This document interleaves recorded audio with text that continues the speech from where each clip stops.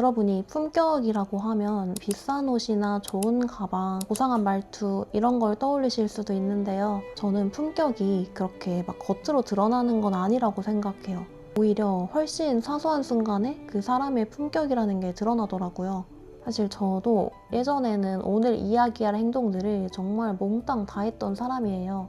하지만 이런 행동들을 의식하고 하나씩 교정하기 시작하면서 제가 사람을 대하는 태도와 제 마음 자체가 굉장히 편안해졌고요. 조금 더 좋은 인상을 받기도 했어요. 지금 바로 누구나 실천할 수 있는 이 5가지를 말씀드려 보겠습니다.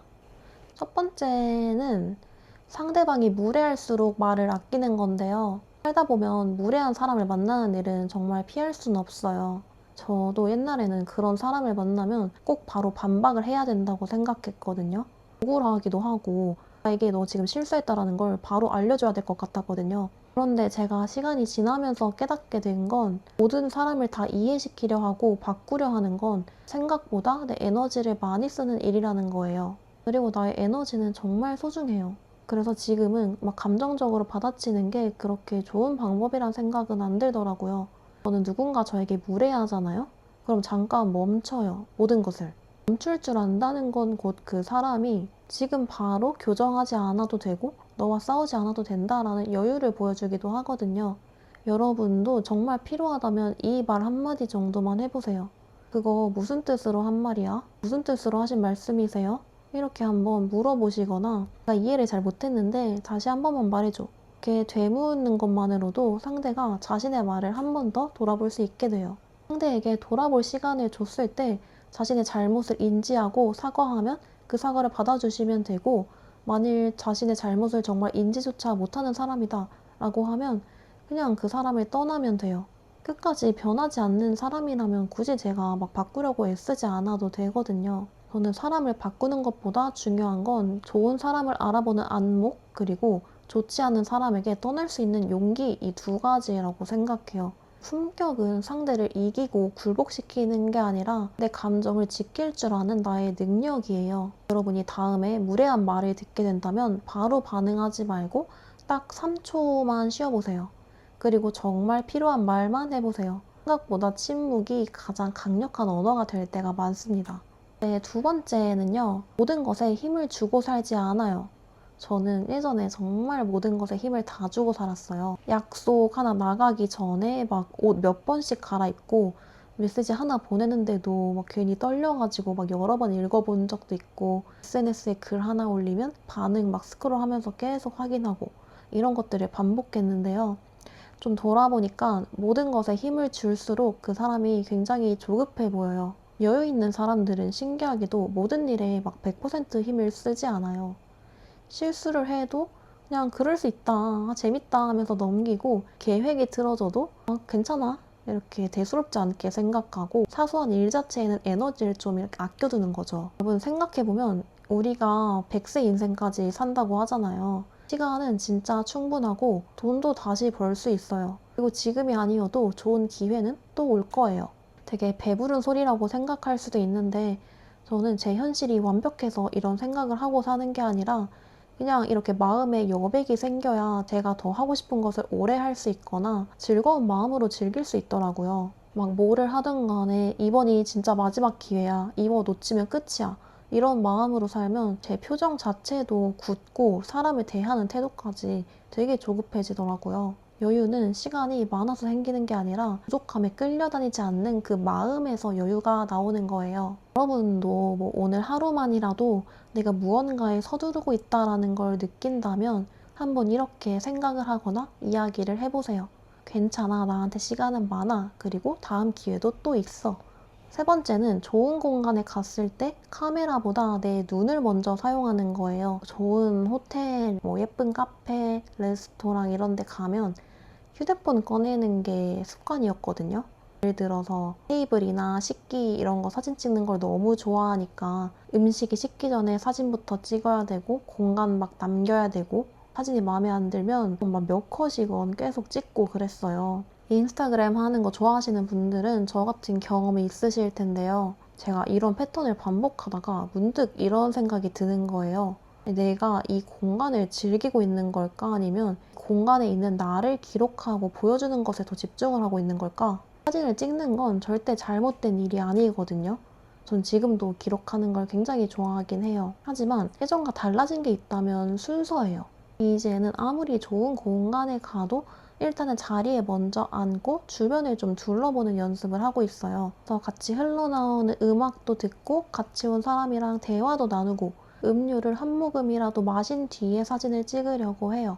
그렇게 하니까 뭘 담아도 되게 자연스럽게 나오고 그 공간이 일단 제 기억에 훨씬 더 오래 남더라고요. 그리고 한 가지 더 느낀 게 있는데요. 사진 찍기에만 몰두돼 있으면 남이 봤을 때 그 공간과 어울리는 사람이 되기보다는 그 공간을 그냥 소비하는 사람처럼 보일 수도 있다는 거예요. 좋은 공간은 많이 가본 사람이 어울리는 게 아니라 그 공간에서 자연스럽게 머무를 수 있는 사람과 잘 어울린다고 생각해요. 그러니까 좋은 곳에 갔다면 카메라보다는 내 눈으로 누릴 때 비로소 내 것이 되는 거죠. 여러분도 다음에 좋은 공간에 가게 된다면 사진 찍기 전에 1분만 휴대폰을 내려놓아 보세요. 주변을 둘러보고 벽에 걸린 그림도 한번 보고 음악 들으면서 다음에 사진을 찍어도 늦진 않습니다.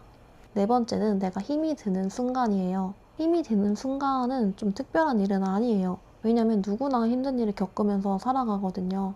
인생에서 힘든 일이 없는 사람도 있나요?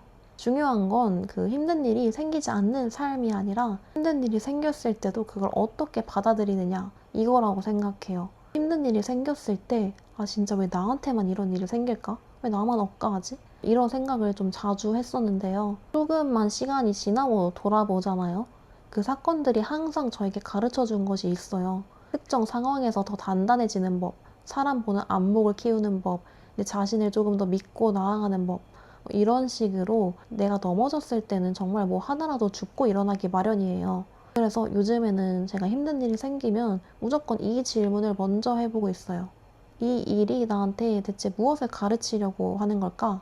이렇게 질문 하나 던지는 것만으로도 상황을 바라보는 시선이 달라져요. 힘든 시간을 막 무조건 긍정적으로만 보라는 뜻은 또 아니거든요. 여러분이 충분히 힘들어하고 힘든 만큼 쉬어도 돼요.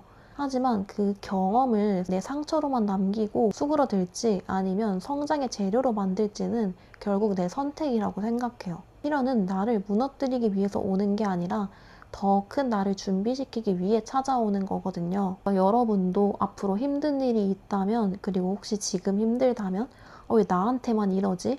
이런 질문 대신에 그럼 내가 여기서 무엇을 배울 수 있을까?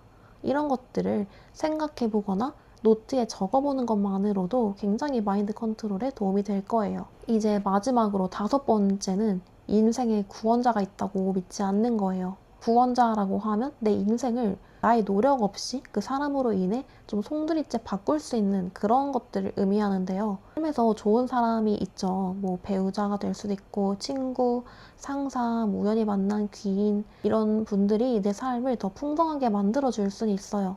하지만 내 인생을 그 누구도 대신 살아줄 수는 없어요. 저는 여자가 이걸 꼭 기억을 해야 된다고 생각해요.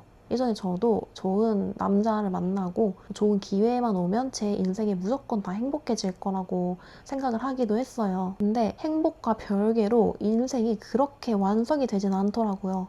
왜냐하면 누군가가 내 삶을 바꿔주기만 기다리잖아요. 그러면 내 인생의 주도권도 같이 넘겨주게 돼요. 제가 인생을 좀 편하게 살려면 여자가 무조건 도움을 잘 받으면서 살아야 된다. 이런 말을 이전 영상에서 하기도 했는데요. 그것과 별개로 내 인생의 구원자를 찾기보다 내 삶의 격을 올리는 게 일단은 첫 번째라고 생각해요. 그다음에 내가 나 자신에 대한 확신이 충분히 있고 나 혼자서도 충분히 살아갈 수 있다라고 생각이 들 때 도움을 받으면 더 시너지가 나는 거죠. 내가 아무것도 할 수 없고 나는 누구에게 의지해서만 살아갈 수 있는 존재인데 내가 누군가의 도움을 받아버리면 그건 도움을 받은 게 아니라 내 인생을 맡겨버린 거잖아요. 그러니까 여러분도 좀 삶의 격을 올리는 데 더 집중을 할수록 감사하고 행복한 마음으로 도움을 받기 더 편하다고 생각해요. 책을 읽고 뭐 운동하고 말도 좀 예쁘게 해보고 좋은 습관 만들어보고 이런 작은 행동들이 자신의 삶을 바꾸거든요. 그러다 보면 좋은 사람, 좋은 기회가 정말 자연스럽게 따라와요. 인생은 누구한테 막 구원을 받는 게 아니라 스스로가 성장할수록 내가 만나는 세상이 달라지는 게임이에요. 그러니까 여러분이 누가 나를 도와줄 수 있을까? 아, 내 인생 진짜 왜 이러냐? 누가 좀 대신 살아줬으면 좋겠다. 라는 생각보다 오늘의 나는 나를 어떤 방면에서 더 성장을 시킬 수 있을까? 이런 것들을 고민하면서 차근차근 자기 개발을 해보시는 걸 추천드려요. 오늘 이야기한 이 5가지를 막 바로 실천한다고 해서 갑자기 품격 있는 사람이 되는 건 아니에요. 또 예전에는 이런 것들을 다 했고 지금도 가끔 실수를 하면서 살아요. 하지만 그냥 의식을 하는 것부터가 첫 번째고요. 하나하나씩 줄여가면서 사람을 대하는 태도, 내 마음, 그리고 이 삶 자체를 바라보는 시선을 조금씩 다르게 해보면 분명 여러분은 차근차근 품격 있는 어른, 내면이 가득 찬 사람으로 성장할 수 있을 거예요. 오늘 영상이 도움이 되셨다면 구독과 좋아요도 부탁드리고 여러분이 품격을 위해서 의식적으로 하지 않으려고 하는 노력이 있다면 댓글로 같이 나눠주세요. 오늘도 봐주셔서 감사합니다. 안녕.